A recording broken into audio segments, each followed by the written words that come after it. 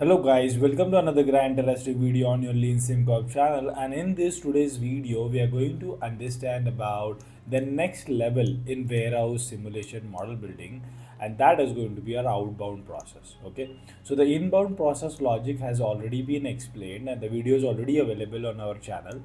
Take a look at that for more detail, and how to create inbound process logic is already explained there. So in this today's video, we are going to understand about how to create an outbound logic. And before we go into that, I'll just explain what the logic has to be, and then we will see how we created that in the process flow, and then we'll see that working. Okay. So inbound logic, if you see, what we did is we created different types of pallets, and on that pallet we will have a unique type of SKU. So if you see, this is a type of 2, this is type 1, this is type 3, right? We are having these different types of SKUs onto a pallet, which is bringing them in here. Okay, so if I just move this pallet out, you can see here all the parts have been stacked onto that, and those have been placed onto the rack with their destination, or the locations being specified, that we already saw in inbound. Now what is the outbound logic is, we need to get in, so there will be two major things. One, it would be orders. In single order, how many parts we need to bring. Okay, so the order quantity is one thing we need to specify for outbound, and then in that order which different types of SKUs we need to bring. That is how the logic is. So the outbound logic is, we will be having orders being created, and for every order each operator will be serving that, and each order will be separate for separate staging area, and each order will have different number of SKUs.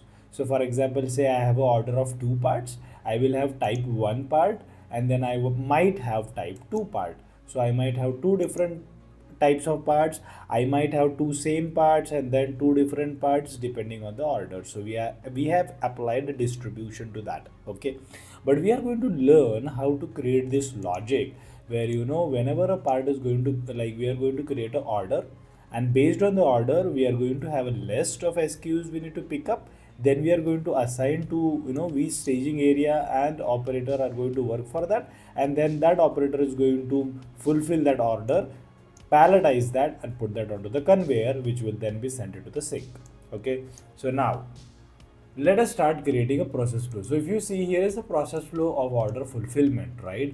So what I mentioned is, the first step has to be is to create a random arriving order. Okay, this can be random, or you can have your different types of schedules or stuff like that, but we have created a random arriving order with a distribution used as exponential. So by using this distribution we are creating tokens, and then we are basically, you know uh, selecting the staging area for single order. Okay, so here is the resource being created, and this resource is contained about the group members of the staging area. And if you see, a staging area group is created, picker group is created, placer groups are, so all these groups are already created, and the resources acquired from there. Right now, once we acquire, we have assigned a token dot staging area there, where it is going to take care of, we staging area. So if you see here, we have 4 tokens, right? So if you see, this is going to staging 1, this is going to be for staging 3, this is going for staging 2, and this is going for staging 4. The staging areas is a label which we have assigned there, so that we could be able to get, this is that token dot staging areas, which gets this, that which staging area this token is going to go. Now the real logic starts here.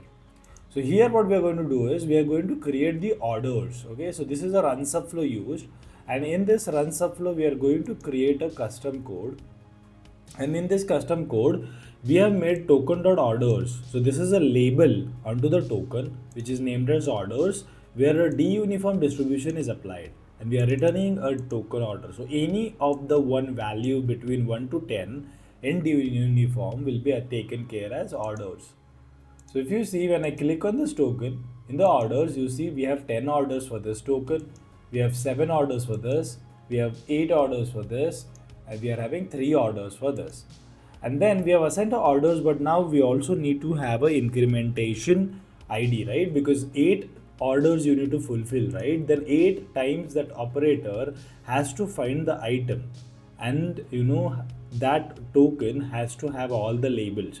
So we have a single token coming from top, which has an order of 10. So as we are going to have a single token, we are going to use run subflow, so it run multiple times. As we have one token, it has to run 10 times to fulfill 10 orders. So we are using run subflow here. Now, using this run subflow, these properties you need to mention. Index 1 is the nothing but the label assigned, and this is the default creation index. So when I just go in there and I'll show you the index, right? Here, if you see, the index 1 is nothing but the which, how many times this has been rotated. So this is the third time. This is its first time. This token has been rotated for 10 times. So this is its last round of rotation. And here, if you see, this has been rotated for 3 times. So 7 orders, 3 times rotated, still more 4 times it has to rotate, right? That is what it says. Now this, it has already done. So it is now going to leave our run subflow order. I hope you are clear with this. Any queries, let me know in the comment section below. So this is the start for the run subflow, finish for the run subflow. Here, if you see, assign labels. Now what we are going to do is we are going to specify which SKUs has to be placed, which SKUs has to be picked up in order of 10.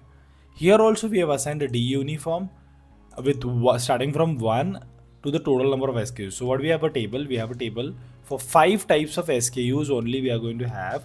As in inbound, we are going to get 5 types of parts in our racks. And these are the quantity which we are going to get that, right? So what we do now, we just assign the SKUs. So if you see here, we are assigning SKUs. So the current round is for SKU 4. This is for SKU 4, 4 and 4. Okay, so if you see, these are all. So this is going to be uniformly applied and labeled as the SKU, okay, here. Now once we have assigned the label that which SKU I have to pick for my first orders, second order, third order in a single order of 10 orders, we are going to put in an array. Why array is required, what we are supposed to do. So this is the syntax you need to use. What I say, that if you are going to get your first order amongst your total orders, you need to run this code. And in this code, what we do is basically we are setting up the length of the array. So the array length, if you see, we have an order of 8, right? We are setting up an array of 8 length. That is we do in the first time only. Second order, third order, fourth orders, in the single order, we don't set up the length of the array. Okay, so the first time when it rotates, it will set up an array length, right? So here 8 orders, so 8 array. Here it is how many? Like 3 orders, so 3 length of array. So what does it mean? I'll just show you the 10th one. This is a great example. So we have a 10 arrays, 10 orders. So the array size is 10. So what does it say? First order of 4 SKU, type 4. Type 3 is the second order, type 2, 1, 5. And this way we complete 10 orders in our single order, right? So 10 pickups in the order of 10. So that's where we make an array here. So this, if you see token.array orders array, this is where we created in here. So what we do is we put in the, we put in the value of SKUs which we selected here.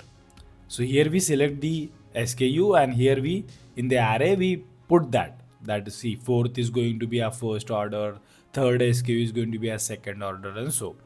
Once the arrays are done, we come in down here in the find item. Here we use a simple query where SKU is equal to token.sku and token.sku is 4, right?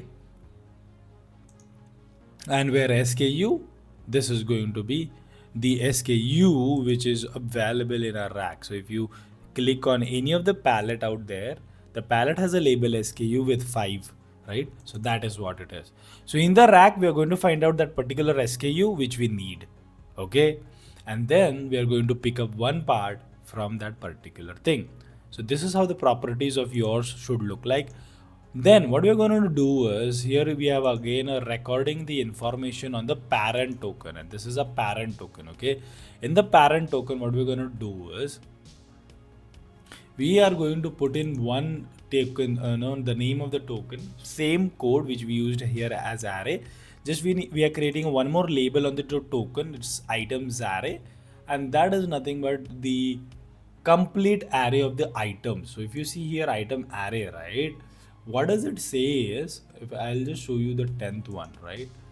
So here if you see, every comma tells you the particular part reference. Okay, every comma is going to have a particular part reference. So this item which you see, rack 2 pallet 1 underscore 6, is going to be setting in this. See that? So that whenever we are going to pick up a part, we are not going to wrongly reference and pick the part up.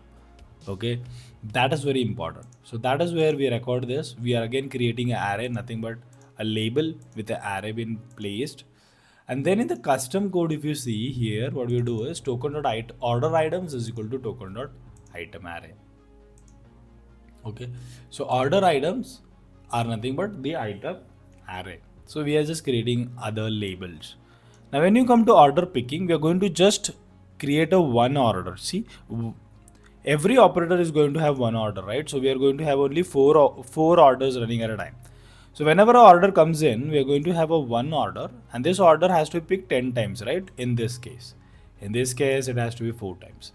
Now what I'll do is, here what we're going to do is, we are going to decide which picker it is. So the picker is nothing but the staging area center connected object. So if you see, we already have a staging area been selected here, right? Staging area 4.